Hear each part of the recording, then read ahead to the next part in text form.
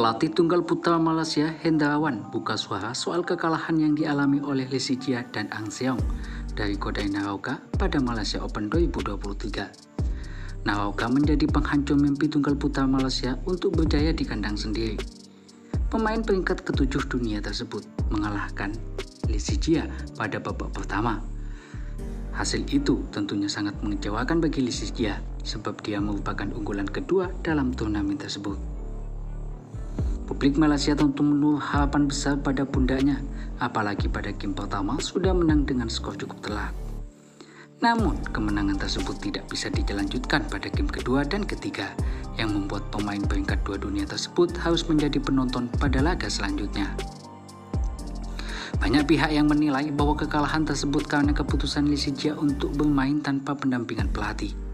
Meski mendapat kritikan, tunggal putra terbaik negeri jiran itu tetap kekeh mempertahankan pendiriannya untuk tidak menggunakan jasa pelatih.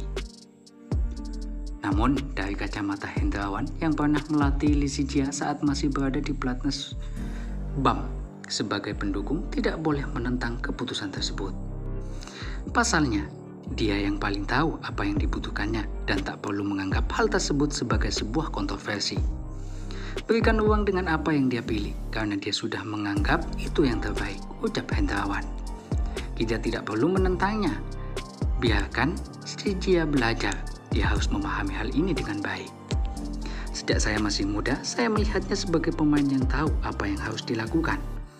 Pelatih asal Indonesia tersebut mengatakan keputusan Lisijia harus diapresiasi, karena dia berani keluar dari zona nyaman dan berani mengambil resiko.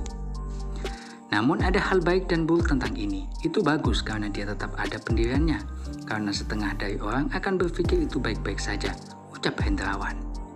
Dia punya keberanian, alhasil dia berani mengambil risiko.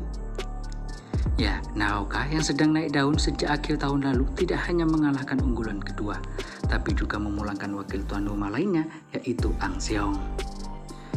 Perihal kekalahan Ang Seong, Hendrawan berharap kekalahan tersebut bisa menjadi bekal baginya untuk tampil lebih baik lagi.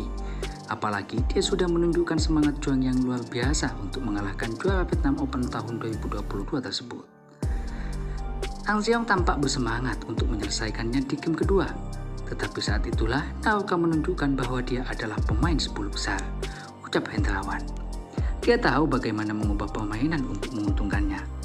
Tapi itu pengalaman yang bagus untuk Ang Seong, dan dia akan belajar dari itu. Dia menunjukkan semangat juang yang baik dan bekerja keras. Prosesnya akan naik turun, bersabarlah dengannya. Beberapa pemain akan memuncak dan memudar dengan cepat. Jadi biarkan Ang Seong memulangkan waktunya untuk belajar.